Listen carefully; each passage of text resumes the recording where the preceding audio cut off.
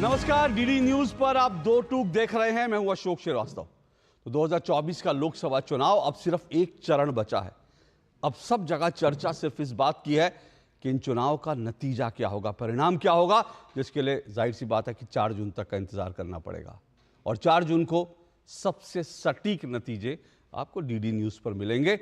यह मैं आपको याद दिला रहा हूं, सबसे सटीक नतीजे। जी हां, लेकिन ये चुनाव अगर पीछे पलट कर देखें तो ये जो 24 का चुनाव था, जब इस चुनाव में प्रचार शुरू हुआ, खासकर विपक्ष की तरफ से, जब विपक्षी नेताओं और विपक्ष के जब इकोसिस्टम ने ये प्रचार शुरू किया, तो विपक्ष ने ये कहते हुए चुनाव प्रचार शुरू किया, प्रधानमंत्री नरेंद्र मोदी तानाशाह हैं, वो सवालों के जवाब नहीं देते, वो मीडिया के सामने आते नहीं हैं। ऐसे तमाम नैरेटिव प्रधानमंत्री नरेंद्र मोदी के खिलाफ इन चुनाव में बनाए गए।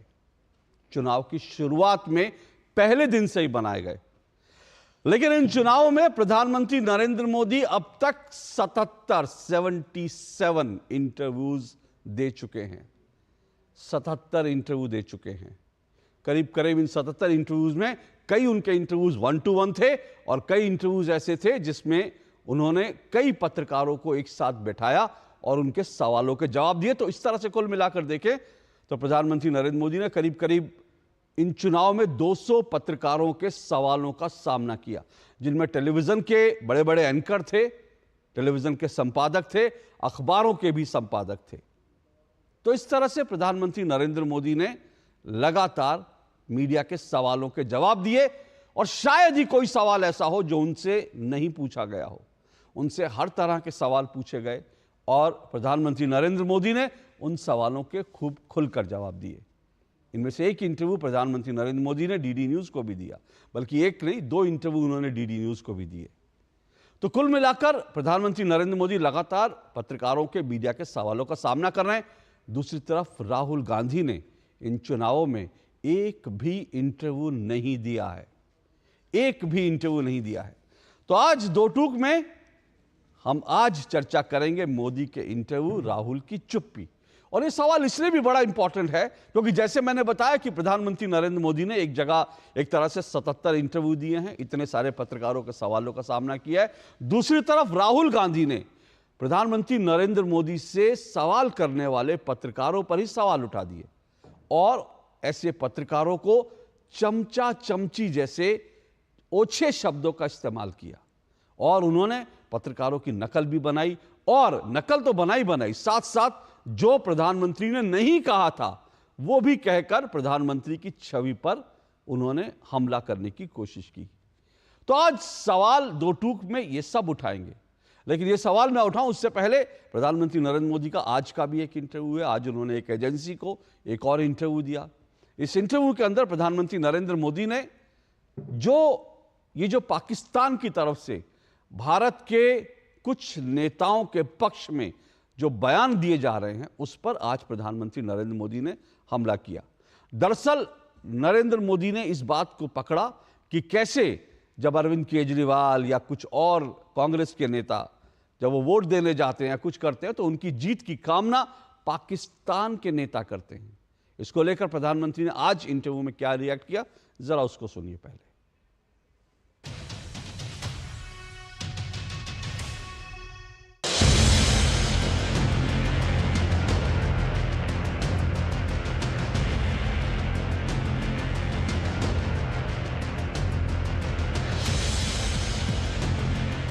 देखिए, चुनाव भारत का है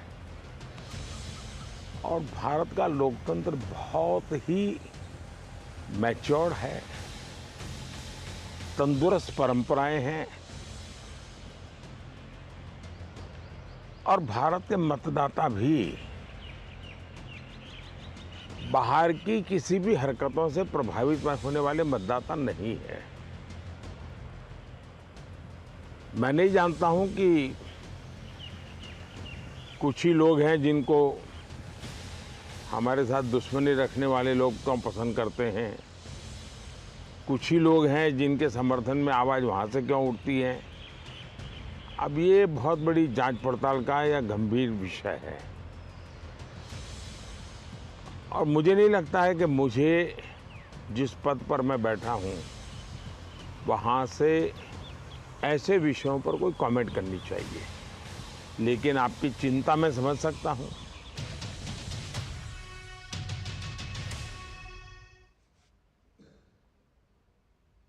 और प्रधानमंत्री नरेंद्र मोदी ने आज भी अपने इंटरव्यू में करप्शन को लेकर उन्होंने जो है अपनी बात रखी, क्योंकि आप अगर देखेंगे चुनाव जो है लगातार ईडी और जांच एजेंसियों के दुरुपयोग का मुद्दा लगातार बनता रहा और प्रधानमंत्री नरेंद्र मोदी बार बार ये कहते रहे कि वो जो जांच एजेंसियां काम कर रही हैं वो दरअसल सही दिशा में हैं और करप्शन को लेकर के उनकी सरकार जो है इस बात को लेकर वो संकल्प ले रखा है कि करप्शन को हटाएंगे। जब प्रधानमंत्री नरेंद्र मोदी ने डीडी न्यूज़ के साथ और मेरे साथ इंटरव्यू किया था तब उन्होंने एक बहुत महत्वपूर्ण बात कही थी और वो बात याद रखने वाली है और वो बात इंपॉर्टेंट है। उन्होंने ये कहा था कि जो भ्रष्टाचार है करने वाले जो नेता हैं, जो भ्रष्टाचार करते हैं, उनकी संपत्ति का एक्सरे कराया जाएगा। ये एक्सरे शब्द जो है राहुल गांधी इन चुनाव में लेकर आए। उन्होंने कहा कि देश भर में जब तमाम लोग जो हैं उनकी संपत्ति का एक्सरे होगा और उसके बाद उस संपत्ति को बांट दिया जाएगा। इस तरह के राहुल गांधी ने बयान दिए थे। लेकिन प्रधानमंत्री नरेंद्र मोदी ये कह रहे हैं कि जो भ्रष्टाचारी हैं उनकी संपत्ति का एक्सरे किया जाएगा। जब मैंने उनसे पूछा एक्सरे कैसे करेंगे तो उन्होंने कहा, सबसे पहले कहा कि जो नेता लोग हैं, जो तमाम नेता लोग हैं, वो नेता जब अपना चुनाव के समय अपना नामांकन पत्र देते हैं तो उसमें जो संपत्ति की घोषणा करते हैं उससे पता चलता है कि जो लोग कामकाज नहीं करते उनके पास भी कितनी संपत्ति है और इस सब की जांच होनी चाहिए। ये बहुत महत्वपूर्ण बात की थी, क्योंकि हम आम आदमी को अक्सर लगता है कि एक नेता 5 साल पहले उसकी संपत्ति 5 साल के अंदर जो है वो कई हजार गुना बढ़ जाती है, अचानक से बढ़ जाती है और वो नेता क्या काम करता है ये देश नहीं जानता। और अगर इसका एक्सरे हुआ तो कई नेताओं के लिए, नरेंद्र मोदी अगर तीसरे टर्म में आते हैं तो कई नेताओं के लिए मुश्किल आने वाली है। आज भी प्रधानमंत्री नरेंद्र मोदी ने अपने इंटरव्यू में भ्रष्टाचार के मुद्दे पर कहा कि जो मगरमच्छ हैं बड़े बड़े वो बच जाते थे, अब वो जब जेलों के अंदर जा रहे हैं उनके खिलाफ कार्रवाई हो रही है तो कुछ लोग बिलबिला रहे हैं। सुनिए प्रधानमंत्री नरेंद्र मोदी को।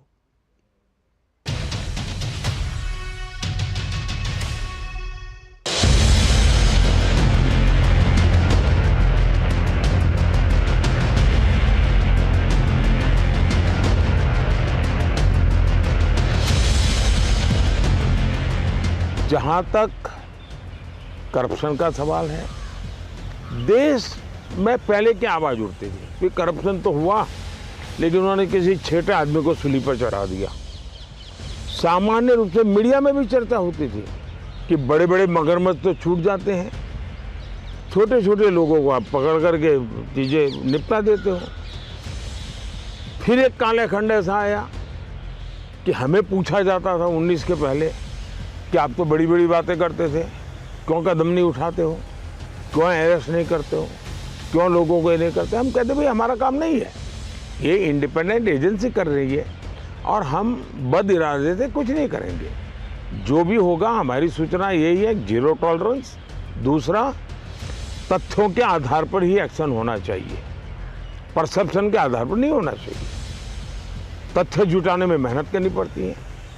अब अफसरों ने मेहनत भी की, अब मगरमच्छ पकड़े जाने लगे हैं तो हमें सवाल पूछा जा रहा है कि मगरमच्छों को क्यों पकड़ते हो।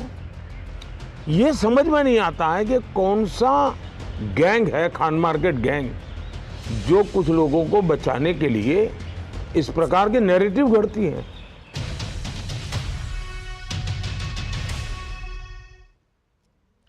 प्रधानमंत्री नरेंद्र मोदी ने जो डीडी न्यूज़ को जो इंटरव्यू दिया था उसमें एक बहुत महत्वपूर्ण बात उन्होंने कही थी। उन्होंने ये कहा था कि अब दरअसल आलोचना को लेकर के लोग काम नहीं करते, मीडिया भी और विपक्ष भी। प्रधानमंत्री नरेंद्र मोदी ने यह भी कहा कि वो चाहते हैं कि अगली संसद में विपक्ष की तरफ से भी कुछ ऐसे लोग, अच्छे लोग चुनकर आए जो आलोचना पे काम करें, क्योंकि आलोचना के लिए मेहनत करनी पड़ती है। उन्होंने कहा कि मेरी सरकार जो काम करती है अगर उस पर काम किया जाए कि दरअसल जो घर हमने बनाए हैं वो घर वास्तव में वहां बने हैं कि नहीं बने हैं, उन घरों की क्वालिटी क्या है, इस पर काम करके अगर आप आलोचना करेंगे तो वो आलोचना लोकतंत्र के लिए अच्छी है। लेकिन आलोचना ना करके आजकल सिर्फ आरोप लगाने का चलन हो गया है। ये प्रधानमंत्री नरेंद्र मोदी ने कहा। उन्होंने कहा आलोचना हो तो ये लोकतंत्र के लिए शुभ है। सुनिए जरा।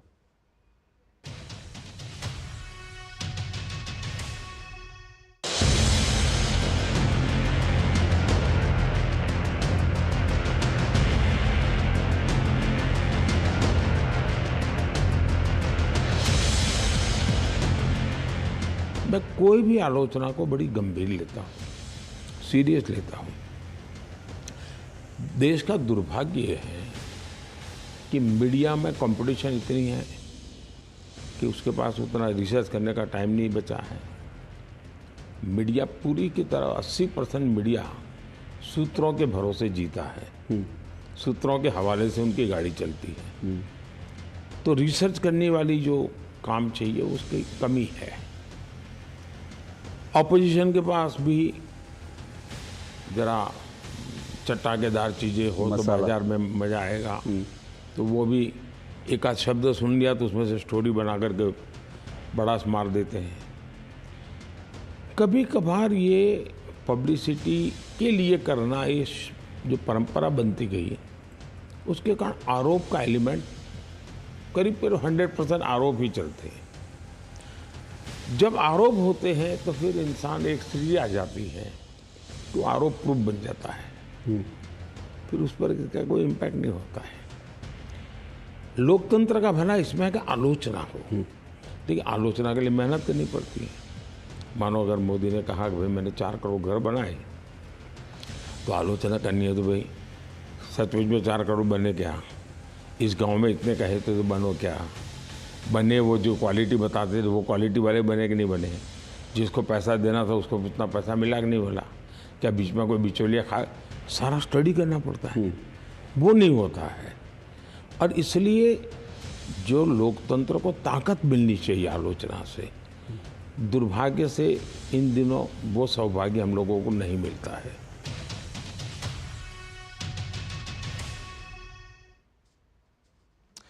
तो ये दरअसल आपने सुना कि प्रधानमंत्री नरेंद्र मोदी ने कहा कि इस दिनों अच्छी आलोचना करने वाले लोग नहीं, और उन्होंने उम्मीद जताई कि आने वाले दिनों में ऐसी जो है संसद में इस तरह के अच्छे लोग आएंगे। इन तमाम इंटरव्यूज़ में जैसे आज भी आपने सुना, प्रधानमंत्री नरेंद्र मोदी लगातार खान मार्केट गैंग का जिक्र कर रहे हैं। दरअसल जिस बात की मैंने शुरुआत की थी ना, प्रधानमंत्री नरेंद्र मोदी अपने इंटरव्यूज़ में, जब प्रधानमंत्री नरेंद्र मोदी जब चुनाव शुरू हुआ तो ये कहा गया कि नरेंद्र मोदी तानाशाह हैं, वो साफ मीडिया के सवालों का जवाब नहीं देते। ऐसे तमाम नैरेटिव जो हैं वो खान मार्केट गैंग, एक देश में एक मानसिकता से जुड़े लोग हैं, वो लोग इस तरह का लगातार जो है एक माहौल बनाते हैं। तो प्रधानमंत्री नरेंद्र मोदी अपने इंटरव्यूज़ में पिछले कई दिनों से लगातार खान मार्केट गैंग का भी जिक्र कर रहे हैं और उन पर प्रहार भी कर रहे हैं। सुनिए जरा।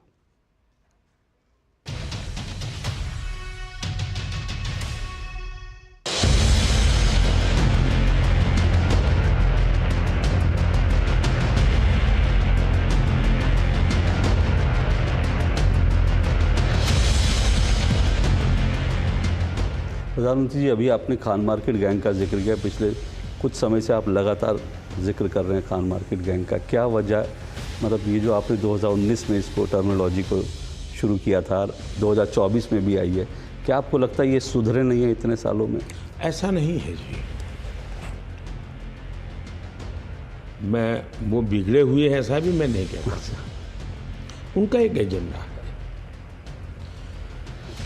और इस परिवार कि ये सब दरबारी लोग हैं। इन्होंने क्या किया, और ये व्यक्ति बदलते गए, पीढ़ियां बदलती गई, लेकिन वो उसका जो एलिमेंट है वो वैसे के वैसा फलता फूलता रहा है। सरदार पटेल के लिए वो क्या क्या बोलते थे लोग, कैसी भद्दी भाषा में उनका वर्णन करते थे, उनके कपड़ों के लिए, उनके बैठने उठने के तरीके के लिए। ये वही लोग हैं, महात्मा गांधी के लिए भी कुछ भी उटपटांग बोलते थे। ये वो लोग हैं, बाबा साहब अम्बेडकर को भी ऐसा ही कहते थे। लाल बहादुर शास्त्री जी का भी वही हाल कर देते युद्ध के कारण, और उनके बहुत ही अचानक मृत्यु के कारण वो बच गए। बाकी मोरारजी भाई तो इसी छवि बना दी, तो पेशाब पीता है, पेशाब पीता है, पेशाब पीता है, दुनिया भर में यही छवि बना दी।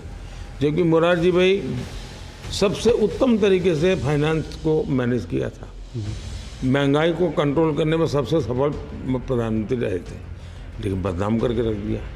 देवेगौड़ा जी आए तो कैसी छवि बना दी, ये तो सोते रहते हैं, ये तो सोते रहते हैं, ये तो सोते रहते हैं। तो इन्होंने इस देश में एक भी व्यक्तित्व को बड़ा नहीं होने दिया, उस परिवार से कोई बड़ा होना नहीं चाहिए।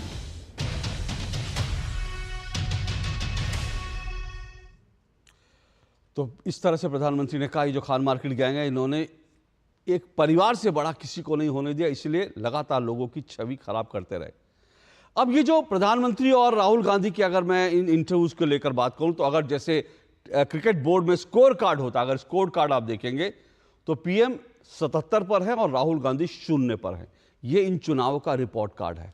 क्या इन चुनावों के रिपोर्ट कार्ड के बाद ये नहीं पूछा जाना चाहिए आखिर राहुल गांधी मीडिया के सवालों से क्यों डरते हैं? आखिर राहुल गांधी इंटरव्यूज से क्यों डरते हैं? इंटरव्यूज क्यों नहीं देते? मेन स्ट्रीम मीडिया को इंटरव्यू देने से वो क्यों कतराते हैं? इसका मैं जरूर जिक्र करूंगा, लेकिन इस पर चर्चा भी करूंगा। लेकिन उससे पहले राहुल गांधी एक तरफ मीडिया को इंटरव्यू नहीं देते, दूसरी तरफ जो पत्रकार प्रधानमंत्री नरेंद्र मोदी से इंटरव्यू कर रहे हैं उनके लिए वो ओछी भाषा का इस्तेमाल करते हैं।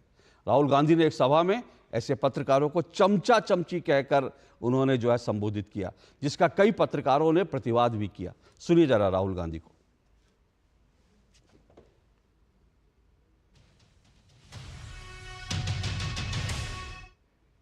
तो जैसे मैंने कहा कि अगर स्कोर कार्ड देखेंगे 77 वर्सेस 0 है, और राहुल गांधी जिस तरह की भाषा का इस्तेमाल कर रहे हैं पत्रकारों के लिए, सवाल ये तो है कि इस तरह की भाषा का, और आपको ये भी याद दिला दूं, इससे पहले जब राहुल गांधी ने भारत न्याय यात्रा निकाली थी, तब उसी में एक पत्रकार से वो जाति पूछ रहे थे, तुम्हारी जाति क्या है, तुम्हारे संपादक की जाति क्या है। और जब राहुल गांधी उस पत्रकार के ऊपर जो है बरसे, तो कांग्रेस कार्यकर्ताओं ने उस बेचारे पत्रकार की पिटाई भी कर दी। तो सवाल तो ये पूछा जाना चाहिए कि आपको पत्रकारों से, मीडिया से इतनी खुन्नस क्यों है। सुनिए जरा राहुल गांधी को।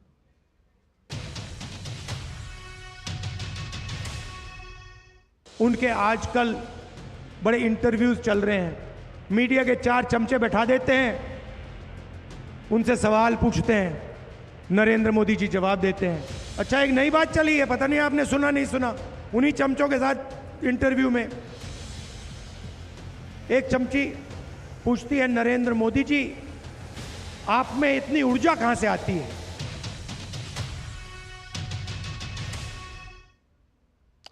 तो सुना आपने राहुल गांधी की भाषा, और इसी पर आज हम चर्चा करेंगे और इसी पर आज डिस्कशन करेंगे।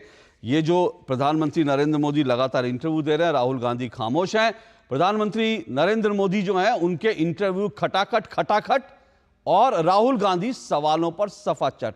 इसी पर चर्चा करेंगे। आज जो मेरे साथ मेहमान जुड़ रहे हैं, आइए परिचय करवा दूं। मेरे साथ शिवम त्यागी जो हैं जुड़ रहे हैं, बीजेपी के प्रवक्ता हैं, शिवम त्यागी जुड़ चुके हैं। मेरे साथ लोकेश जिंदल कांग्रेस के नेता हैं, वो जुड़ चुके हैं, कांग्रेस के नेता। मेरे साथ प्रोफेसर भुवन भास्कर जोशी समाजवादी पार्टी सपा के प्रवक्ता हैं। अवधेश कुमार जी मेरे साथ स्टूडियो में जुड़े हैं, वरिष्ठ पत्रकार हैं, स्तंभकार हैं। चारों मेहमानों का बहुत बहुत शुक्रिया, स्वागत। लोकेश जिंदल जी, राहुल गांधी इंटरव्यू कब दे रहे हैं? 77 वर्सेस 0 है उनका स्कोर कार्ड। बस अब ज्यादा आपको इंतजार नहीं करना पड़ेगा। 1 या 2 हफ्ते में सरकार बनेगी हमारी, और जब शपथ लेंगे फिर अवश्य आपको इंटरव्यू देंगे। आप उसमें उदास नहीं करेंगे आपको। केवल हफ्ते 2 चुनावों में कोई जवाबदेही नहीं, बस इंटरव्यू बन जाएंगे तब देंगे। हमारे तो नतीजे जवाब देंगे अभी। हाँ, चुनाव के जो नतीजे हैं ये हर चीज स्पष्ट कर देंगे, और आपके सवाल भी बदल जाएंगे। एक बार चुनाव के नतीजे आने दीजिए, फिर सवालों और जवाबों दोनों में जो है एक बहुत बड़ा फर्क आ जाएगा। जैसे मतलब क्या, मैं समझना चाहता हूं, मतलब हम उस समय राहुल गांधी जी से जो सवाल पूछेंगे, क्या वो आप लोग लिख के देंगे, हमको वो सवाल पूछने पड़ेंगे, ये कह रहे हैं आप क्या?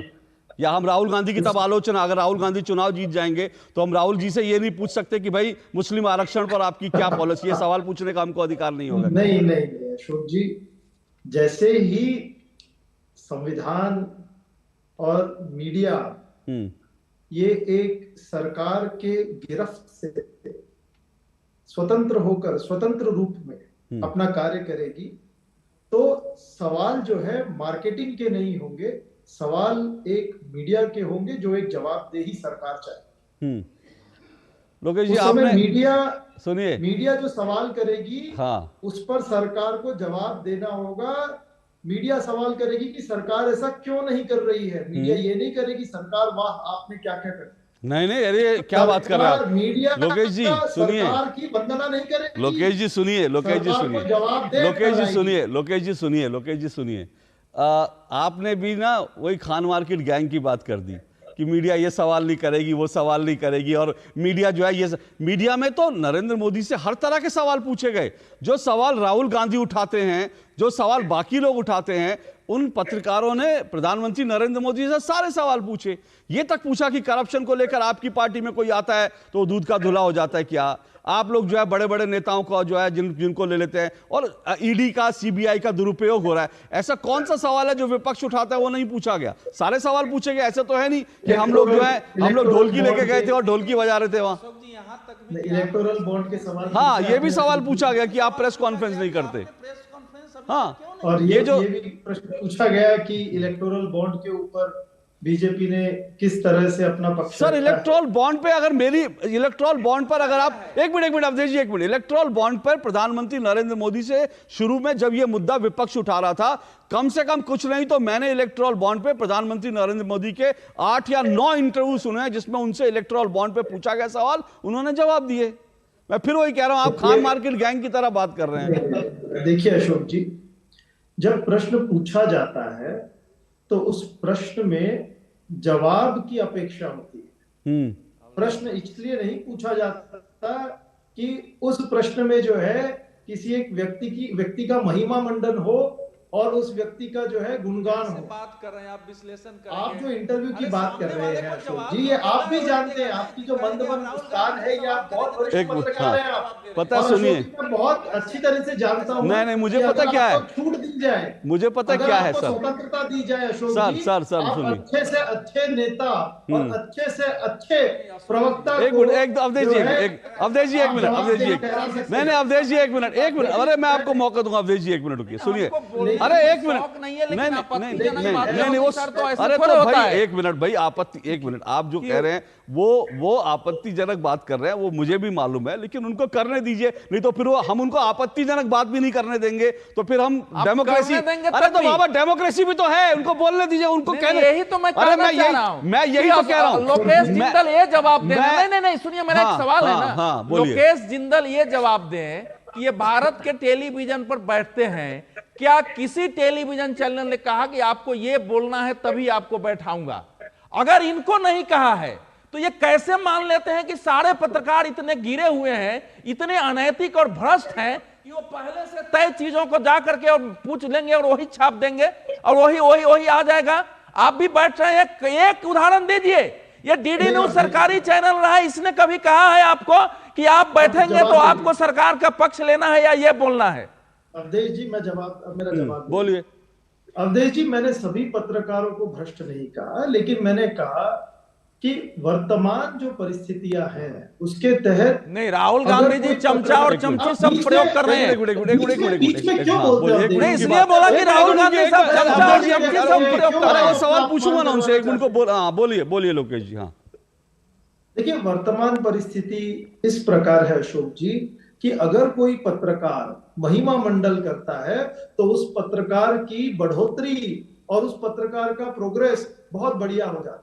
ऐसे कई पत्रकार हैं जो इतने अच्छे दर्जे के पत्रकार नहीं हैं, लेकिन वे इस तरह की चाटुकारिता में जो है अपना। सर मैं एक मिनट रुकिए, मुझे लगता है, सुनिए एक मिनट लोकेश जी, आप रुकिए, लोकेश जी अब एक मिनट रुकिए। ना केवल पत्रकारिता के लिए खराब है, इस देश के लोकतंत्र के लिए खराब। मैं अब रुकिए, अब एक मिनट रुकिए, अब लोकेश जी सुनिए, लोकेश जी सुनिए, ऐसा है, इस देश में वो दौर भी था जब जो पत्रकार है ना वो फोन करके ये तय करते थे कि मनमोहन सिंह जी की जो सरकार है उसमें कौन मंत्री होगा और उसको कौन सा मंत्रालय दिया जाएगा। ये इस देश के पत्रकार, सुनिए मेरी बात, अब आपने कहा ना कि इस देश की ऐसे पत्रकार, अब मैं आपको बताता हूं, इस देश में ऐसे पत्रकार थे जो तय करते थे कि सरकार में कौन बनेगा कौन नहीं बनेगा और किस भ्रष्ट व्यक्ति को कौन सा मंत्रालय दिया जाएगा ताकि वो लॉबिंग कर सके करप्शन के लिए। और वो सब खुला खेल फर्रुखाबादी जो देश के सामने आ चुका है। और आप लोग मतलब मुझे मालूम नहीं, मैं फिर इसलिए कह रहा हूं, मतलब आप लोग ये उम्मीद करते हैं कि पत्रकार जाएंगे प्रधानमंत्री कार्यालय में और प्रधानमंत्री को घूसा मारेंगे तब आप लोग शायद संतुष्ट होंगे कि हाँ इस पत्रकार ने बड़ा अच्छा काम किया, क्योंकि राहुल गांधी घूसा नहीं मर पाए तो जो है फलाना एंकर ने घूसा। मतलब आप नहीं, मुझे दुख के साथ ये कहना पड़ रहा है, आप लोग ये उम्मीद करते हैं कि सवालों के, अरे पत्रकार का काम, मैं फिर आपसे कह रहा हूं, मैंने राहुल गांधी की कई प्रेस कॉन्फ्रेंस देखी है, उनसे कई सवाल हुए और उनसे जो सवाल पूछे गए सवालों के जवाब में क्या तुम कौन हो, तुम्हारा नाम क्या, तुम्हारा मालिक कौन थे? अच्छा ये देखो जी, ये देखो शर्मा आ गए। इसी तरह से अखिलेश यादव की प्रेस कॉन्फ्रेंस, ये कहते हैं ये देखो, अरे तुम्हारे मालिक का नाम क्या, मिश्रा। ये सवालों के जवाब दिए जाते हैं और फिर आप लोग कहते हैं कि आप लोग पत्रकारिता के झंडा बरदार हैं। तो इसलिए मुझे अफसोस होता है और इसीलिए मैं कह रहा हूं, जो स्कोर है ना, मैं फिर कह रहा हूं, इस देश की जनता को देखना चाहिए जो स्कोर कार्ड है 77 वर्सेस 0 है। और राहुल गांधी क्यों पत्रकारों के सवालों के जवाब नहीं देते, उसका भी मैं आपको रीजन बताता हूं। राहुल गांधी ने 2014 में एक इंटरव्यू दिया था, 2014 में, जब उनको रीलॉन्च करने की कांग्रेस ने कोशिश की थी, और उस इंटरव्यू में राहुल गांधी बगले झांक रहे थे। राहुल गांधी के पास एक सवाल का जवाब नहीं था। न्यूयॉर्क टाइम्स और बाकी भारत के अखबारों ने लिखा था कि राहुल गांधी से जब सवाल पूछे जा रहे थे, राहुल गांधी बगले झांक रहे थे, राहुल गांधी ये देख रहे थे कि कोई मुझे बचाने के लिए आ जाए। राहुल गांधी के साथ इंटरव्यू में यह हुआ था और उसके बाद राहुल गांधी ने कोई इंटरव्यू नहीं दिया है, इसलिए राहुल गांधी इंटरव्यू नहीं देते। एक मिनट रुकिए, मैं मौका दूंगा आपको। एक मिनट रुकिए, मुझे बाकी लोगों के पास जाना है, फिर मैं आपके पास आऊंगा, क्योंकि मुझे लगता है राहुल गांधी दूसरे पत्रकारों को चमचा चमची कहें और अपने चमचों को ही दे दे। मैं तो यही कह रहा हूं, अपने चमचों को दे दे इंटरव्यू, उसमें क्या दिक्कत है? बहुत सारे चमचा चमची उनके भी हैं, इंटरव्यू दे दे, क्या समस्या है? शिवम त्यागी वो कह रहे हैं कि भाई सवाल तो हुए लेकिन जवाब नहीं आए। देखिए अशोक जी, एक बड़े दुख की ये बात है कि हमारे समय में, खुशी भी मान लीजिए लेकिन इस बात को, कि इस देश में इतना नकारा, फर्जी, नकली विपक्ष शायद कभी पहले देखने को रहा हो। ऐसा समय समय पर रहा है कि पार्टियों के पास 2-2 सीटें रही है, लेकिन बावजूद उसके लड़ाई हर विषय पर हुई है। और जिस बेबाकी से इस देश का विपक्ष लगातार इस लोकतंत्र में बोलता रहा है, वो शानदार है। मैं मानता हूं कि राहुल गांधी जी पहली बात तो इंटरव्यू दे ही नहीं सकते। उस इंटरव्यू के बारे में एक और बात कही थी सोहेल सेठ ने, कि जब राहुल गांधी 2014 में वो इंटरव्यू दे रहे थे तो पीछे प्रियंका गांधी जो है क्यू कार्ड लेकर खड़ी हुई थी कि यही बोलना है, ये बोलना है, ये बोलना है। अब वो इस स्थिति में नहीं है। लेकिन मैं एक चीज कहना चाहता हूं, जो बात आपने कही इसी को आगे बढ़ाता हूं। अगर उनको पसंद है कि वो दलितों को इंटरव्यू देना चाहते हैं तो दलित को दे दे। हालांकि मैं ऐसा नहीं मानता। मीडिया में अगर उनको लगता है कि दलितों को देना है, दलित को दे दे, पिछड़ों को देना है, पिछड़ों को दे दे, अपने पसंदीदा पत्रकारों को देना है, पसंदीदा पत्रकारों को दे दे। लेकिन देश के प्रधानमंत्री 73 इंटरव्यूज देकर बैठे हैं और विपक्ष के आदमी जो चाहते हैं, विपक्ष के नेता, विपक्ष के लोग जो चाहते हैं कि वो प्रधानमंत्री बनेंगे, वो सरकार फॉर्म करेंगे, उनके पास इतना दम नहीं है कि वो एक इंटरव्यू दे पाए। और मैं एक और आपकी बात पर आना चाहता हूं, जो कहा गया बिल्कुल ठीक बात है। कोई उनसे सवाल पूछ ले तो वो बोल देते हैं ये बीजेपी का सवाल, ये देखिए बीजेपी का सवाल आ गया, आप कहां से हैं, किस, आपका मालिक कौन है, क्या है, यही वो करते हैं। लेकिन सच्चाई ये है कि विपक्ष में आदरणीय प्रधानमंत्री जी ने जितने भी रैलीज की, उस रैलीज में उन्होंने मंगलसूत्र की बात की, उन्होंने उस रैली में उन्होंने मटन की बात की, उस रैली में उन्होंने मुसलमान की बात की, उस रैली में उन्होंने रिजर्वेशन की बात की। फिर उनके पास अशोक श्रीवास्तव पहुंचे, फिर उसके पास उनके पास और तमाम मीडिया के लोग पहुंचे, उन्होंने जस्टिफिकेशन मांगा, उन्होंने सवाल जवाब किया, प्रधानमंत्री जी ने जवाब दिया सब बातों का। लेकिन विपक्ष के लोग तो ऐसे हो गए हैं और ऐसा उनको मोनोलॉग करना है कि बस वो रैली में जाकर अपनी तरफ से बोलेंगे। उनमें आज इतनी हैसियत, इतना दम नहीं रहा कि देश की जनता, पत्रकार के कोई भी 2 सवाल ले लो। अरे भाई, अपने पत्रकार के ले लो जो दिन रात आपके राहुल जी की माला पर जपता रहता है, लेकिन 2 तो सही। अब उनसे पूछा गया कब देंगे इंटरव्यू, तो कांग्रेस के नेता ने कहा बस 1-2 हफ्ते में और दे देंगे। गजब बात हो गई। मतलब चुनाव हारने के बाद इंटरव्यू देंगे ये? चुनाव हारने के बाद आप वो जीतने के बाद कह रहे हैं। शिवम जी आपको करेक्ट कर दूं, वो कह रहे हैं जीतने के बाद, हारने के बाद नहीं कह रहे, वो कह रहे हैं जीतेंगे उसके बाद शायद वो कुछ बनेंगे, उसके बाद जो इंटरव्यू देंगे, वो ये कह रहे हैं। एक चीज बताइए, इस देश की 140 करोड़ जनता के सवालों को रिप्रेजेंट करता है एक पत्रकार। इस इंडी अलायंस में उन पत्रकारों के 2 सवालों का जवाब देने की तो औकात नहीं है। 140 करोड़ के लोगों को चलाएंगे और जवाब देंगे उनका। इनको जनता वोट देगी? अरे 4 सवाल है पत्रकार के, झेल लो पहले, उसके बाद सोचना इस देश को चलाने के बारे में। जो आदमी पत्रकार को नहीं बर्दाश्त कर सकता, वो देश क्या चलाएगा? मैं मानता हूं विषय साफ है। प्रधानमंत्री जी ने, चाहे वो रैलियों का विषय हो, चाहे वो इंटरव्यूज का विषय हो, चाहे वो रोड शोज का विषय हो, हर रिकॉर्ड तोड़ा।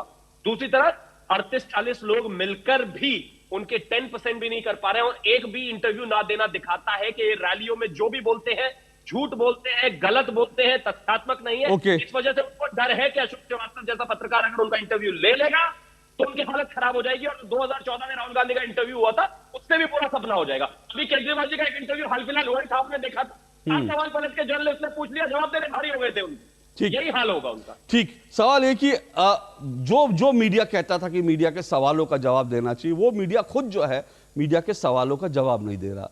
मुझे लगता है कि जो इंडिया अलायंस के भी जो बड़े बड़े नेता हैं उनको भी इंटरव्यू देने चाहिए। मैंने संपर्क किया, मैं तो 2014 से लेकर लगातार मैं राहुल गांधी जी से संपर्क करता हूं, उनके यहाँ उनकी टीम से कि भाई हमें इंटरव्यू दे दें, लेकिन वो हमें इंटरव्यू नहीं देते। अब वो लोकेश जी कह रहे हैं अगर वो जीत जाएंगे तो इंटरव्यू देंगे, चलिए वो तो 4 तारीख को देखते हैं कि कौन जीतेगा कौन हारेगा, उसके बाद कौन किसको इंटरव्यू देगा। लेकिन एक छोटा सा ब्रेक ले रहा हूँ, ब्रेक के बाद बाकी दोनों मेहमानों के पास आऊंगा, डिबेट जारी रहेगी। एक तरफ नरेंद्र मोदी के इंटरव्यू खटाखट, दूसरी तरफ राहुल गांधी सवालों पर सफाचट। ब्रेक के बाद जिन्होंने यूज किया है वो जानते हैं असली हींग का स्वाद। MDH सुपर हींग, शुद्धता का असली तड़का। MDH 70 साल से अधिक आयु के सभी वरिष्ठ नागरिकों को 5 लाख रुपए का मुफ्त इलाज। ये है मोदी की guarantee. Hey girls! Hi! Congratulations! आज तो पार्टी चाहिए। पहले चैंपियन के साथ सेल्फी लेंगे। आइडिया, यही करते हैं पार्टी। Pizza party. ये चल अपना कार्ड और पिन दे। मेरे कार्ड की डिटेल्स मैं खुद ही डालूंगी। RBI कहता है अपना पिन, OTP, CVV या इंटरनेट बैंकिंग पासवर्ड किसी के साथ शेयर ना करें। ऑनलाइन बैंकिंग सिर्फ अपने कंप्यूटर, मोबाइल और सिक्योर नेटवर्क से करें। Bye girls. कहाँ जा रही है? सुना नहीं? No sharing. RBI कहता है जानकार बनिए, सतर्क रहिए। डॉक्टर ऑर्थो ऑयल के रेगुलर मसाज से जॉइंट हेल्थी रहते हैं, और अगर प्रॉब्लम बहुत पुरानी है तो डॉक्टर ऑर्थो कैप्सूल्स साथ लेना ना भूलें। अब दर्द भी घुटने टेकेगा। तेरी होने वाली मदर इन लॉ कुछ ज्यादा ही ट्रेडिशनल है। ट्रेडिशनल लोग ज्यादा इमोशनल होते हैं। तो भाई साहब अब कोई किसी की लाइफ में आग नहीं लगा पाएगा। समर कूल जो हर दिल करे कबूल। अब छोलिया हो या लोबिया, सफेद चने या काले चने, सब कुछ मजेदार बने। Curiosity can take you to some out of the world places. Took me to the moon today. Curious about this place? Scan this QR code before I take it off with my Seat tires.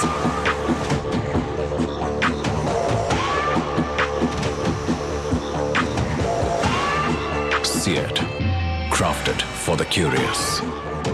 बात जब पीढ़ियों के लिए बनने वाले घर की हो तो जिम्मेदारी बड़ी हो जाती है। गैलेंट समझता है ये जिम्मेदारी। अब डबल M रिब्स के साथ गैलेंट एडवांस TMT रीबार निर्माण का रियल हीरो। तुम्हें पता है इन्वेस्टर्स के लिए एक इन्वेस्टर प्रोटेक्शन फंड होता है IPF, लेकिन अगर तुम्हारा ट्रेड एक्सचेंज पर एग्जीक्यूट नहीं हुआ या फिर कोई गारंटीड रिटर्न्स वाली स्कीम है तो ये IPF आपकी मदद नहीं कर सकता है। और अगर आपका ब्रोकर ही डिफॉल्टर बन जाए तो फिर IPF आपको कॉम्पेंसेशन दिला सकता है। कहां से सीखा? NSE की साइट पर। समझ कर इन्वेस्ट कर। आज दही बड़ा खाने का मन है। वाह क्या स्वाद। असली स्वाद तो MDH दही बड़ा रायता मसाले से ही आता है।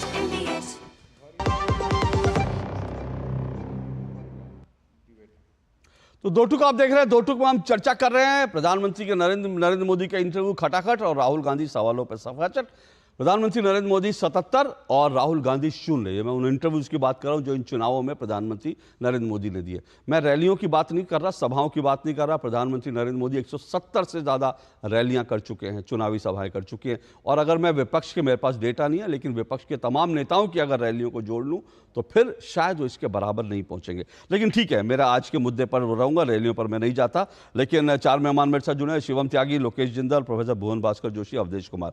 प्रोफेसर भुवन भास्कर जोशी, चमचा चमची पत्रकार ये जो कहा, मुझे लगता है मीडिया ने इसका जवाब भी दिया है, कई पत्रकारों ने इसका जवाब भी दिया है। अगर आप इंटरव्यू नहीं दे सकते तो मुझे लगता है इस तरह के शब्दों का भी प्रयोग नहीं करना चाहिए किसी के लिए।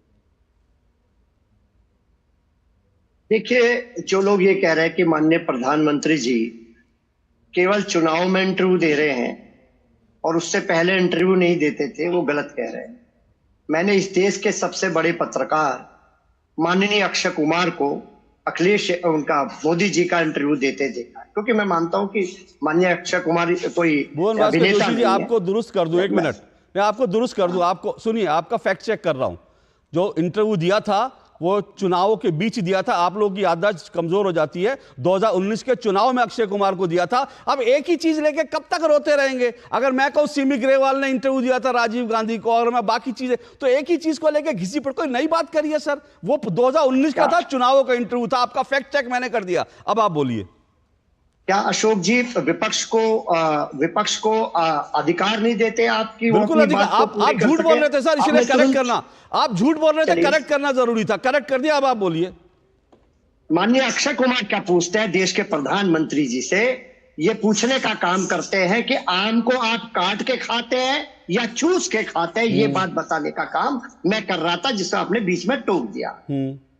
अब आ जाइए इंटरव्यू पे। पूरा विपक्ष कहता रहा माननीय प्रधानमंत्री जी से आप इंटरव्यू दिए। उन्होंने मनपसंद के लोगों को दिया, अपने पसंदीदा कॉर्पोरेट घरानों को दिया, इस विषय में मैं नहीं जानना चाहता।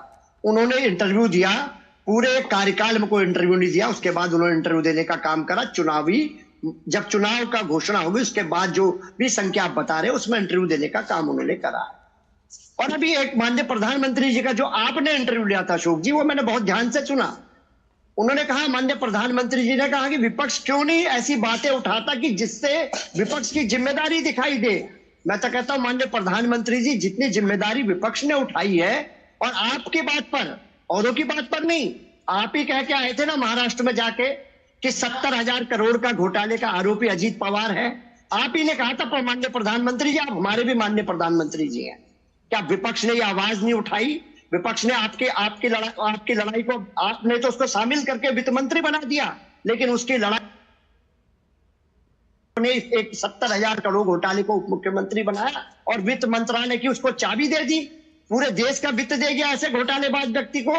क्या उसके बाद अशोक चौहान को लाए, अगले दिन राज्यसभा बनाया? क्या हमने कहा नहीं कि आदर्श घोटाले के आरोपी का आपने राज्यसभा सदस्य बनाने का काम करा? शुभेंदु अधिकारी, नारायण राणे, बहुत लंबी है। विपक्ष तो आवाज उठा रहा है। आज दिक्कत क्या है भारतीय जनता पार्टी की? जो ये विपक्ष की आवाज थी ना, ये 5 साल के टर्नओवर में 19 से 24 और 14 से 24 जो लगातार उठाते रहे, आज यही गले की फांस भारतीय जनता पार्टी के बन गए। इलेक्ट्रॉन बॉन्ड का बहाना हो, उस पर जवाब नहीं बन पा रहा है। जो ये भ्रष्टाचारियों को लाए, उस पर जवाब नहीं बन पा रहा है। आज जनता खड़ी हो गई है। अशोक जी, हम लोग बैठेंगे बहुत जिम्मेदार में, आप हमारे बड़े भाई भी हैं, जिम्मेदार भी है, हम भी जिम्मेदार नागरिक है। हम दूध का दूध, पानी का पानी हो चुका है। अब हमारे कहने से कुछ नहीं हो रहा, ना आपके कहने से कुछ हो रहा, ना भाजपा के कहने से कुछ हो रहा है।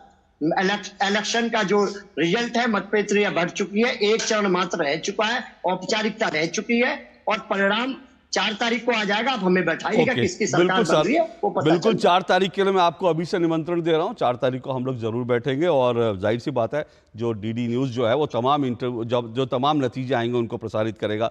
आपने मुझे बड़ा भाई कहा, मैं आपको बड़ा भाई कहूँ, छोटा कहा भाई, मुझे नहीं मालूम अभी उम्र में हम दोनों कितने हैं, लेकिन आप भी मेरे लिए बड़े भाई समान हैं। मैं आपका बहुत आदर करता हूँ, लेकिन मैं सिर्फ आदर के साथ 1-2 चीज़ें कह रहा हूँ कि ज़रूर ठीक है आपने जो बातें कही, मैं मानता हूं कि ठीक है जो आपने कहा इस भ्रष्टाचारी को ले ले उस पर, लेकिन सर मुझे जितनी याददाश्त है, आप लोगों ने इन नेताओं को बीजेपी में आने से पहले कभी भ्रष्ट कहा ही नहीं। जब तक वो विपक्ष में थे तब तक आपने, जब तक आपके साथ थे तब तक आपने, हाँ ये बात जरूर है, ये बात बिल्कुल पूछी जानी चाहिए शिवम त्यागी से, ये लोग जब विपक्ष में थे यानी आपके साथ थे तो बीजेपी कहती थी, लेकिन आप लोगों ने तो इनको कभी भ्रष्ट कहा ही नहीं। आपने कहा ये दूध के धुले हैं। बहरहाल अब आपके लिए हो गए होंगे एक बात। दूसरी बात, जो अक्षय कुमार सर वो 2019 का, मैं कह रहा हूं नई चीजें लाइए सर। आप लोगों की क्रेडिबिलिटी उससे खराब होती है भुवन जी, पुरानी बातें बार बार लाने से। और जब आप कहते हैं, एक मिनट शिवम, जब आप कहते हैं कि वो आम काटे खाते थे, एक सवाल, मतलब आप सोचिए कि पिछले 10 सालों में जो सैकड़ों इंटरव्यू दिए उसमें से एक सवाल लेके आप घूमते हैं। अब एक सवाल मैं आपको बता दूं, जब सोनिया गांधी जी यूपीए की चेयरपर्सन थी और जब हजारों करोड़ के घोटाले हो रहे थे, तब उनसे सवाल पूछा जाता था कि आप पास्ता बनाती हैं घर में या पीली दाल बनाती हैं। जब आप आई थी तो आपकी सास जो है वो पीली दाल खाना पसंद करती थी या पास्ता बनाती थी। वो सवाल आप लोग बड़े कन्वीनियंटली भूल जाते हैं। तो मेरे ख्याल से आईना रखा करिए, तस्वीर अपनी भी दिखाई देगी, तब जो है दूसरों पर कीचड़ उछालेंगे तो अच्छा रहेगा। लेकिन अवधेश कुमार जी, ये पूरी डिबेट जो है आप कैसे देखते हैं इसको? क्योंकि बार बार इसमें, ठीक है नेताओं के अपने झगड़े समझ में आता है भाई, राजनीतिक पार्टियां एक दूसरे को, लेकिन अब तो पत्रकारों को भी इसमें घसीटा जा रहा है। कोई इंटरव्यू कर ले प्रधानमंत्री का तो वो चमचा हो गया नहीं, और इंटरव्यू न करे हाँ तो सवाल नहीं पूछते, तो सवाल नहीं पूछते।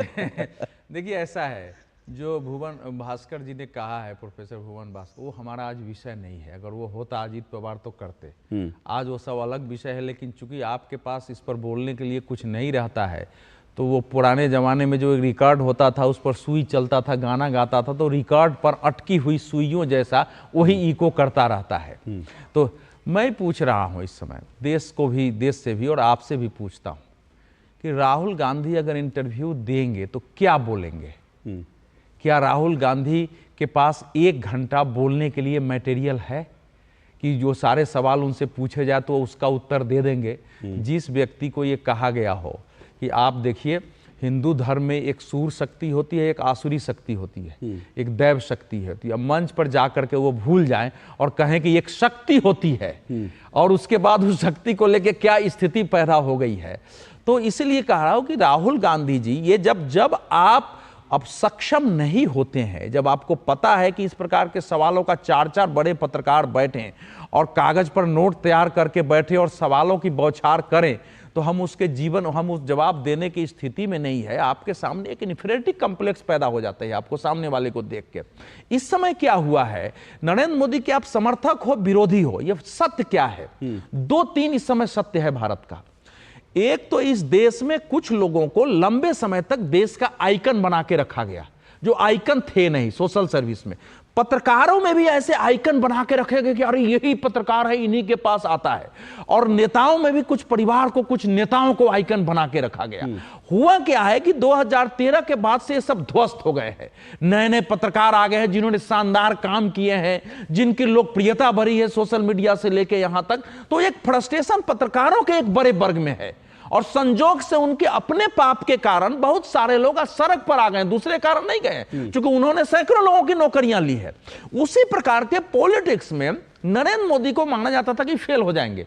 नरेंद्र मोदी ने देश में जितना बड़ा समर्थक वर्ग तैयार किया है अपने, जितनी पुस्तकें लोगों ने उनके नाम पर देश और दुनिया में लिखी हैं, वर्ल्ड के लेवल पर जिस ढंग से उनका बढ़ा, उससे एक फ्रस्ट्रेशन और इंफीरियरिटी कॉम्प्लेक्स जो है पूरे एक क्रॉस पॉलिटिकल पार्टियों में पैदा हो चुका है, एक क्रॉस पॉलिटिकल पार्टी में पैदा हो चुका है। और इसके कारण नरेंद्र मोदी की गलतियां भी नहीं, तो जब इस प्रकार की स्थिति होती है, इंफीरियरिटी पैदा हो गया आपको, तो आप कुछ भी बोल सकते हैं। आप उस समय मनुष्य अपना संतुलन खो जाता है। लेकिन आपसे तो ये इस समय पूरे भारत की राजनीति एक पत्रकार के तौर पर प्रधानमंत्री के इंटरव्यू देखे होंगे, क्या आपको लगा कि उनके जवाब से आप संतुष्ट नहीं है? ठीक है, ये तो जरूर होता है कि हम लोग कई बार जब हमें सवालों के जवाब आते हैं, मन में कुछ काउंटर क्वेश्चन उठते हैं, कुछ पूछ लेते हैं, कुछ समय की बाधा होती है। कुछ पत्रकार के मन में ये भी होता है कि भाई मैं इंटरव्यू ले रहा हूं, वो पहले इतने इंटरव्यू दे चुके, कम से कम मेरे इंटरव्यू में एक नई बात निकल कर आनी चाहिए जो एक ब्रेकिंग न्यूज बने। देखिए ऐसा है, पहली बात तो यह है कि जितने पत्रकार गए हैं उसमें अनेक ने अपनी ईमानदारी, अपने प्रोफेशनल जो है, जिसको बोलते हैं कि प्रोफेशनल परफेक्शन से अपना स्थान बनाया हुआ है। वो सब पैरवी वाले पत्रकार उसमें नहीं है। जो कांग्रेस पार्टी के समय जो पैरवी वाले पत्रकार होते हैं वो नहीं गए हैं, वो सब गए हैं, एक जिम्मेवार है। उनको मालूम है कि आज एक सरकार है, कल दूसरी सरकार आ सकती है, हमको काम करना है। मैं आज यहां बैठा हूं, उन सब की क्रेडिबिलिटी पर क्वेश्चन कोई पत्रकार नहीं उठा सकता है। मैं कह तो रहा हूं ना कि ये जो इन्फीरियरिटी पैदा हुई है, फ्रस्ट्रेशन पैदा हुआ है पत्रकारों के ही एक वर्ग में, वो सब इसको इशू बना रहे हैं। एक पत्रकार ने लिखा क्या है कि पीएमओ में तो जो लोग गए अपना कैमरा तक लेके नहीं गए हैं, अपने टेप उनके कुछ नहीं थे, वो तो वहां गए खाली हाथ गए, उन्होंने इंटरव्यू दिया और वहां से जो एडिटेड वर्जन आए और उसमें देश के एक इतने बड़े चैनल जिसने जो सबसे पहले शुरू हुआ इस देश में, जिसकी क्रेडिबिलिटी है, उसको भी उन्होंने घेर लिया है। अब आप बताइए इस सब का इसको फ्रस्ट्रेशन ही कहेंगे ना, कि जब मेंटली इंबैलेंस हो जाता है लोगों को तो वही होता है। अब हो क्या रहा है, आप इस समय भारत में अगर देखिए, अब इस समय कह रहे हैं ना कि 4 तारीख को करेंगे। मैं तो यही पूछा था, आप ही के चैनल पर एक दिन मैंने कहा कि भाई नरेंद्र मोदी तो सामने है, पिछले 8 दिन से राहुल गांधी कहां है? अनेक पत्रकार इस देश के चाह रहे हैं कि राहुल गांधी उनको इंटरव्यू दें, लेकिन वो वहां से किसी को समय नहीं मिल रहा है। लोकेश जी घूम फिर के सवाल वहीं पर आ जाता है और आप नहीं, एक मैं फिर याद दिला रहा हूं, देखिए इस समय देश में आने वाले समय में जो एक इन्फीरियरिटी और फ्रस्ट्रेशन पैदा हुआ है, आप हम लोगों ने भी अपना स्थान बनाया हुआ है जर्नलिज्म में ना भाई। आपको क्या लगता है, हमको आपको देख करके ईर्ष्या जलन से परेशान होने वाले लोग नहीं है क्या है पत्रकारिता में? तो इसी प्रकार से पॉलिटिक्स में अब शिवम त्यागी तो पहले प्रवक्ता नहीं थे, ये बोलते हैं इनको देख के ईर्ष्या नहीं पैदा हुई क्या? लोकेश जिंदल को देख के स्वयं कांग्रेस में ईर्ष्या पैदा हुई। ये बहुत खतरनाक है देश के लिए कि शीर्ष स्तर पर पत्रकारिता, बौद्धिक क्षेत्र में, एनजीओ में और पॉलिटिक्स में अगर ऐसे फ्रस्ट्रेशन इंफिनिटी के लोग बढ़ जाएंगे तो इस देश के लिए बहुत समस्या पैदा होनी है। मैं लोकेश जी आता हूं आपके पास, एक मुझे छोटा सा ब्रेक लेना है, मुझे आदेश आया, ब्रेक लेकर सीधा लोकेश जी। और खान मार्केट गैंग में ऐसे लोग ज्यादा हैं मैं जो आपके किताब में पता नहीं है विचार लिखा गया है कि नहीं लिखा गया है। मैं आता हूं इस छोटे से ब्रेक के बाद जी। आधे बाउल दही में 4 चम्मच MDH चटनी पुदीना मसाला डाला, स्टर करो, पुदीना चटनी तैयार। MDH चटनी पुदीना मसाला। किसानों को जारी रहेगी 6,000 रुपए की सम्मान निधि। ये है मोदी की guarantee. Delivery boy has picked your order. अरे भाई पता है भूख लगी है, 30 मिनट का मैसेज नोटिफिकेशन आया था ना। मैसेज के सारे थोड़ी बैठ सकते हैं। कल आपने कुछ शेयर्स बेचे थे ना? हाँ, तो चेक किया? मैसेज आया तो था। सिर्फ मैसेज काफी नहीं है। आप शेयर मार्केट में कोई भी ट्रांजैक्शन करते हैं ना, तो स्टॉक एक्सचेंज से आए SMS या ईमेल को अपने डीमैट अकाउंट और बैंक स्टेटमेंट के साथ भी टैली कीजिए। बेटा भूख में ना दिमाग बंद हो जाता है। सोच कर समझ कर इन्वेस्ट कर। घुटना, कंधा या कमर, चाहे जैसा हो दर्द, डॉक्टर ऑर्थो आपको देता है दर्द से पूरी आजादी। ये कोई टेम्पररी पेन किलर नहीं, आयुर्वेदिक औषधि है। Curiosity can take you to some out of the world places. Took me to the moon today. Curious about this place? Scan this QR code before I take it off with my Seat tires.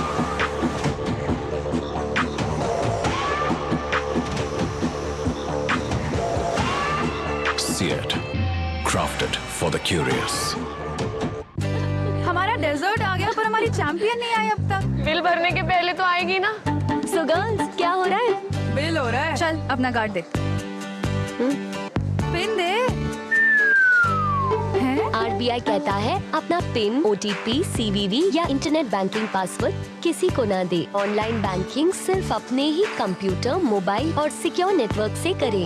हाँ, ये खाने की championship थी क्या?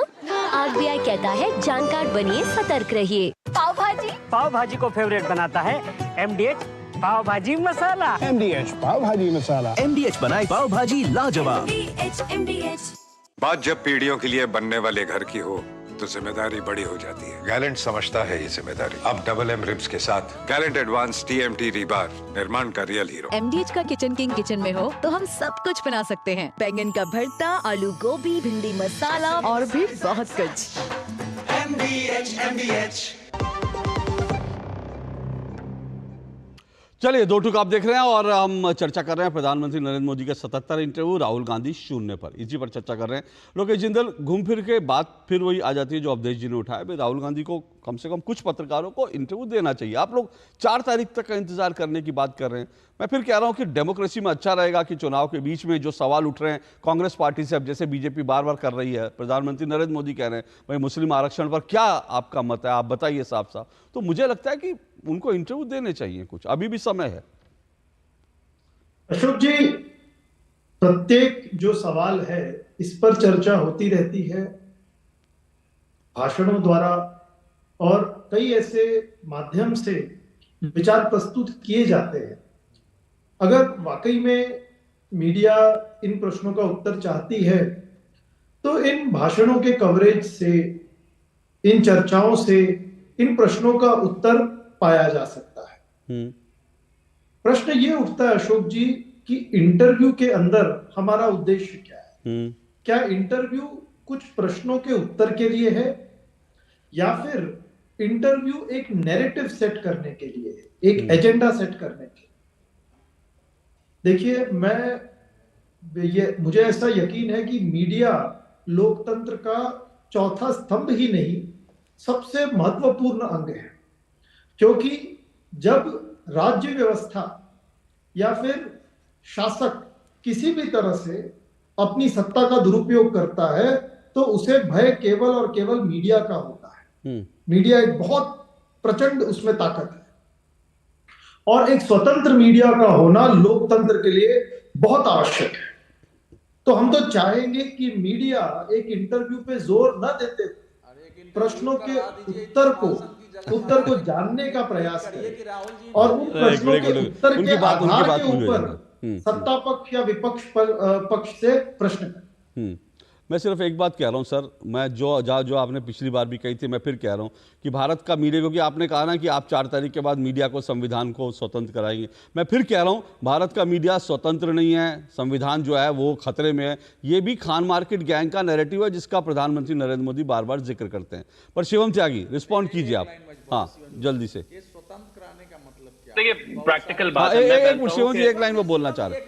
हाँ, क्या Congress party ने list बनाया हुआ है, उन्होंने बहिष्कार किया है, कुछ पत्रकारों को नौकरी से निकलवाएंगे, कुछ चैनल अखबार को बंद कराएंगे, कुछ को डिबेट में बुलाना बंद कराएंगे, क्योंकि जिसको वो गाली दे रहे हैं चमचा चमची, वो क्या स्वतंत्रता से क्या मतलब है? ये तो बहुत भयानक है ना। ये सवाल है, क्योंकि ये डरावनी स्थिति पैदा हुई है, बहुत डरावनी स्थिति है। विपक्ष में रहकर अगर मैं भुगत रहा हूं सर, मैं पर्सनल भुगत रहा हूं, मेरे विरुद्ध जो है सीडी भेजे गए मालिकों के पास कि इनको बैठाइए नहीं, सारे चीज चले हैं। मैं पर्सनल भुक्तभोगी कह रहा हूं, अगर विपक्ष में रहकर आप इस तरह से मीडिया को कंट्रोल कर सकते हो, तो सत्ता में आने पर तो 4 तारीख के बाद अगर आगे जैसा लोकेश जी कह रहे हैं तो फिर क्या होगा वो सोचने वाले। लेकिन शिवम त्यागी, देखिए बस यही एक रियलिटी है और यहीं पर ये अपने आप ही एक्सपोज हो जाते हैं और इसी वजह से इस देश की जनता इनको बिल्कुल पसंद नहीं करती।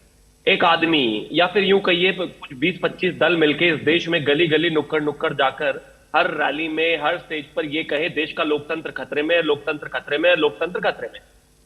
लोकतांत्रिक देश के प्रधानमंत्री आके 77 इंटरव्यूज दे दे और इनसे 77 सेकंड नहीं निकल रही, एक इंटरव्यू नहीं दिया जा रहा, तो लोकतंत्र खतरे में तो है ही भाई। उल्टा आप अगर आगे तो लोकतंत्र खतरे में नहीं, पता नहीं कहां पहुंचा देंगे।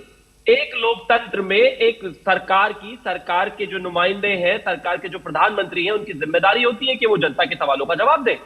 और जब वो चुनाव में जाते हैं तो वो इस देश के हर जर्नलिस्ट से बात करते हैं, हर जर्नलिस्ट को जवाब देते हैं, हर सवाल का जवाब देते हैं। ना कोई स्क्रिप्टेड इंटरव्यू है, ना कोई जो कहा जाता जैसे कि प्रधानमंत्री ऑफिस से ही तमाम चीजें मिलती है, ना कुछ वैसा है, ना कोई एडिटेड वर्जन मिलता है वैसा है। बिल्कुल जनता से डायरेक्ट संवाद होता है और संवाद में भी वहां तक मैं तो कहता हूं कि देश के जो राष्ट्रीय मीडिया चैनल है उनको तो इंटरव्यू मिलते ही है, लेकिन इस देश के हर अलग अलग क्षेत्र में, मैं तो इस बात दे रहा था, तो पुदुचेरी, कर्नाटक और वहां तक की जो न्यूज चैनल्स हैं उन तक को भी इंटरव्यूज दिया है, जो रीजनल अखबारों को, रीजनल पत्रकारों को भी, अखबारों को दिया, उत्तर प्रदेश के भी चैनल्स को और अखबारों को इंटरव्यू दिया है। आप सोचिए कितनी बेशर्मी और कितनी कमजोर विपक्ष हमारा है कि अखिलेश यादव, जिनकी पैदाइश ही उत्तर प्रदेश की राजनीति में हो, इनके पिताजी ने राजनीति ही उत्तर प्रदेश में करी, उस खानदान में 4 बार मुख्यमंत्री बने, वो आज उनकी इतनी हिम्मत नहीं है कि उत्तर प्रदेश के लोगों के सामने आकर जवाब दे सके। आज अगर हम बात करें तो इसके अलावा और तमाम पार्टी की बात करते हैं तो वो जवाब देने को तैयार नहीं है। आज अगर नेशनल पार्टी अपने आप को कांग्रेस कहती है कि हम 135 साल पुरानी पार्टी है, इस देश के लिए हमने ये किया वो किया, अरे तो जो किया वो बताइए ना अगर इंटरव्यू में, डर किस बात का। लेकिन सच ये है कि जो नैरेटिव गढ़ने का प्रयास किया जाता है, जो कोशिश की जाती है, वो निहायती इस देश के लिए गलत और फर्जी है। प्रधानमंत्री ने इस देश के लिए जो किया, हमारे पास उसका ट्रैक रिकॉर्ड है।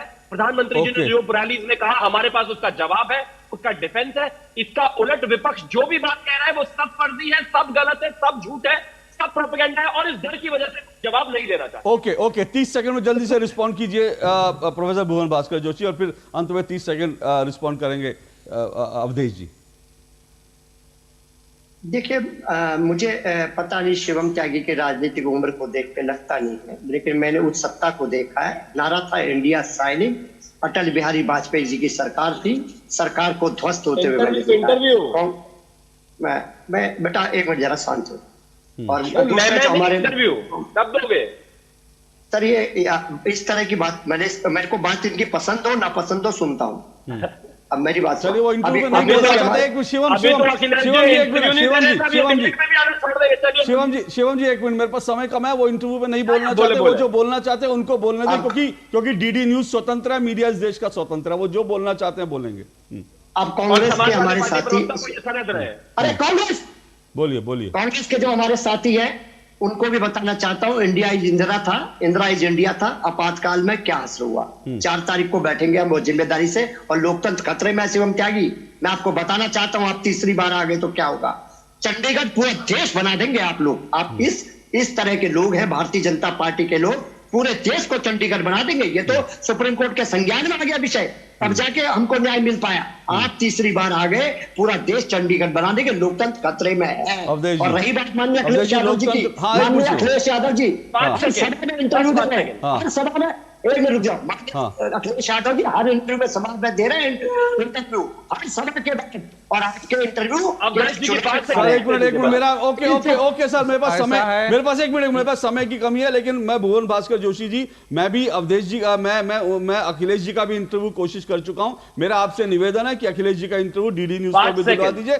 हम उनका इंटरव्यू स्वतंत्र रूप से लेने के लिए तैयार हैं। 5 सेकंड अच्छा बोलिए, जल्दी 5 सेकंड। हाँ बोलिए। अवधेश जी बड़े भाई 5 सेकंड तो दे ही देंगे। मैं सिर्फ एक ही चीज कहना चाहता हूं, लोकतंत्र खतरे में नहीं है। जिस तरीके से समाजवादी के प्रवक्ता अंधेरे में बैठे, इनकी पार्टी का वो जो विजन है वो भी अंधकार में ही है। ओके, आपका भविष्य अंधकार में है, भारत का स्वर्णिम है। ओके अवधेश जी, 30 सेकंड है मेरे पास। देखिए, जो भुवन भास्कर जी ने कह दिया, अब उसका उत्तर तो यही है कि भैया लोकतंत्र तब खतरे में नहीं था जब मायावती की साड़ी खींची गई, झोटा पकड़ के मारा गया, और कहा गया जब विधानसभा के अंदर जो है कुर्सियां और माइक तोड़ तोड़ के मारे गए लोगों को, तब भी लोकतंत्र खतरे में नहीं था। और जब डिंपल यादव जी नॉमिनेशन भरने जा रहे थे तो नॉमिनेशन देने वाले सारे को किडनैप करके उठा लिया गया, लोगों ने बाद में शिकायत किया तो लोकतंत्र खतरे में नहीं था।